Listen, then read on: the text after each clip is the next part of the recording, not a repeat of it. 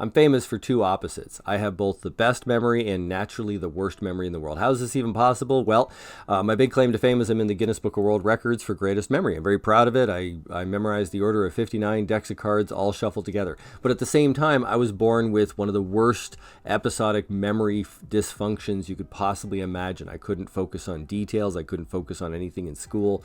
And it was really a problem. I was at the bottom of all my grades, bottom of all my classes. And I really embraced something that changed my life and hopefully changed the lives of thousands of my students, and that's brain training. You can train your brain to compensate for things, but I'm telling you honestly, it's not perfect. I still have, focus issues from time to time. I still have some gaps and things like that. And I'm very thankful to everybody in my life that's patient with me in those cases. But I also know other people with my diagnosis, with my level, who can't keep a job, can't keep a relationship, can't even keep a conversation half the time. So what makes all of this difference?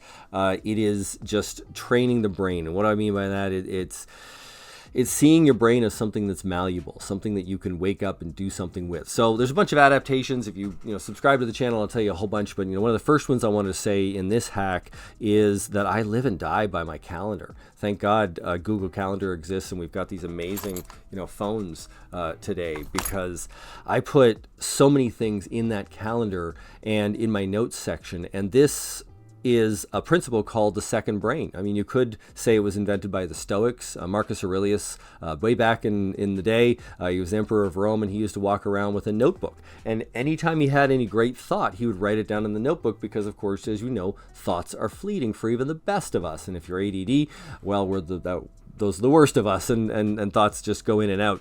So have a separate place where you put your thoughts, and the calendar is where I put my sequential thoughts, what I have to do at a certain time, and my notes section is where I keep my other organized thoughts. And I have an organized system that would rival the Library of Athens, I think. I have sections for every part of my business, for my personal life, everything. And it really helps to put all of your thoughts out there, so you're not trying to hold it all into your head. Don't try to be like everybody else. Don't try to be perfect, because you'll never be perfect. If you're struggling with ADD, don't try to act like everybody else or even mask it or pretend. Just come up with some adaptations that work, and keeping your thoughts outside of your head.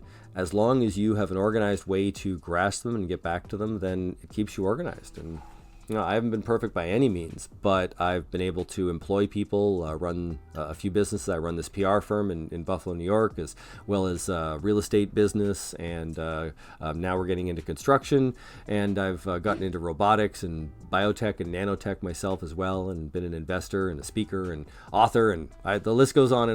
And all of these things were only possible because I chose to train my brain rather than just give up and accept what nature gives you. So take it from the person with the worst memory, or the worst natural memory, but the best trained memory.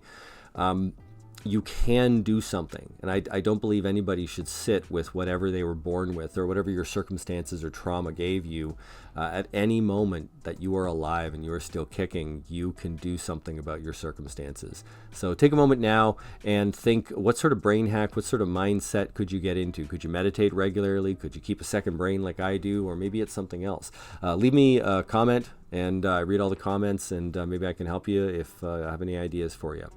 I just really want to get some ideas out there. The only other time I felt like some people could really relate to this is when I met a friend of mine who weighed a lot at one point. He weighed about 400 pounds. And at 1 year, he just got so upset or scared for health reasons that he trained and lost it all. And he had to go to surgery to deal with the skin and all sorts of things, a huge ordeal.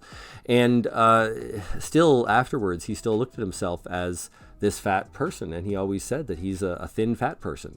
And I can kind of understand what he means, because I've got all these adaptations and techniques that have allowed me to memorize 1,400 words of Cantonese in a weekend on one demonstration, or memorize decks of cards, or count cards even.